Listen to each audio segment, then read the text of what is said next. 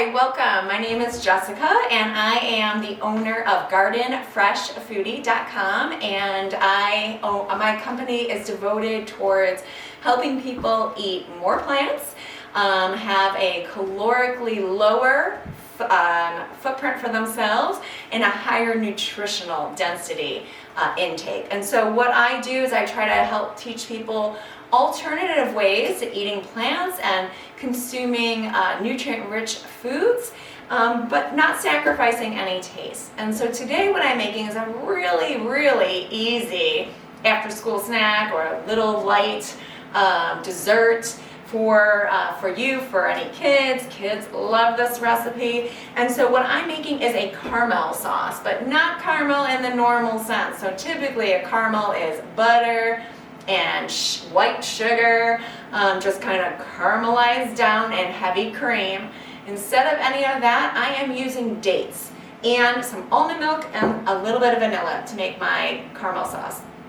And so you can make caramel nachos. You can pour this on top of the, get yourself a plate of apples, sprinkle them with some cinnamon, pour this sauce on top of it, crumble up some walnuts, and you have an amazing little fast dessert. I'm going to show you how fast this is. So I've got some dates, and what I did is I soaked them. Dates are awesome. If you don't have dates in the house, you could use raisins for this. You could use any dried fruit, but what I do is I soak my dried fruit. The reason I do that is because it rehydrates the fruit, plumps them back up. I'm a science teacher too, so there's a little osmotic pressure situation going on here. So the water will flow into the date, plump it back up again. But before we can use it, we need to know that there is a pit inside of a date. And so we want to make sure we take those pits out. And so what I've done is I've just soaked 6 dates. And again, you can make this recipe, you can make it big, you can make it smaller, whatever you want. I like this amount. So I'm just going to drop in 6 dates, and I soak them with the pit, and then I just take them out. I get them in bulk, my dates, and this can be frozen. So you can actually, basically we're making a date paste. And so when I'm doing any baking, I want to replace sugar, like refined sugar in a recipe, I can make date paste. And so date paste is basically just taking some dates, soaking them, and then putting some water on them, just enough so that they whip around, and that's it. Instead today, with water, I'm going to use some almond milk. So this is unsweetened almond milk, and I'm just going to add enough almond milk to get these dates to form a paste, so that they're pourable. And I'm going to add a splash of vanilla. If you wanted to add some cinnamon to this, you could do that too. I think the cinnamon is a little bit better on top of the apples themselves. But that's it. So now we're just going to whip it up, and we're going to see if we need to add some more milk to this.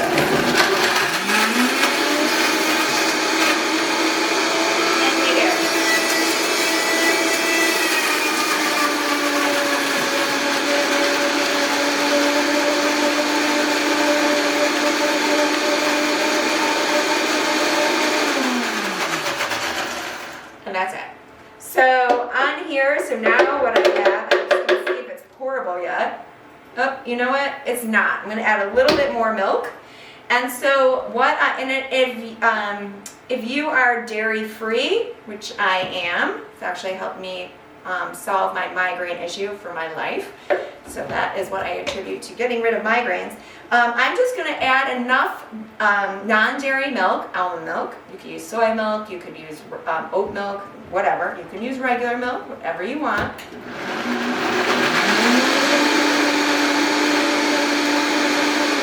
I'm doing just enough so that I can pour it, so it's more like a caramel sauce.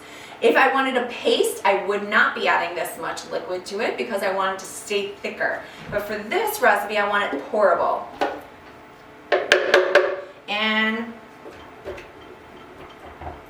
And it is. So it has this kind of liquidy consistency to it. It is sweet. without having any refined sugars. So this is a whole food sugar. So I have fiber attached to this. I have magnesium attached to this. So if I was eating white processed sugar, white refined sugar, that is when my blood sugar just surges and then I crash. So if you ever eat those, you go into the break room and you're grabbing a donut, right? You eat your donut, you spike your sugar levels, and then an hour and a half later you crash and you're like, oh, I'm hungry again, I need another donut. Well, when we eat foods like this, we don't get that surge and that crash because there is fiber tied to it, and so it allows my sugar, even though this is a sweet, this is a treat, my blood sugar will go up a little bit, but it won't go up and then crash back down again. I'll have more of this kind of curve, and that's what we want. So trying to prevent ourselves from getting type 2 diabetes and developing that. So really watching that. This again is a great treat. So I'm just going to kind of show it to you. So we have like this kind of dip.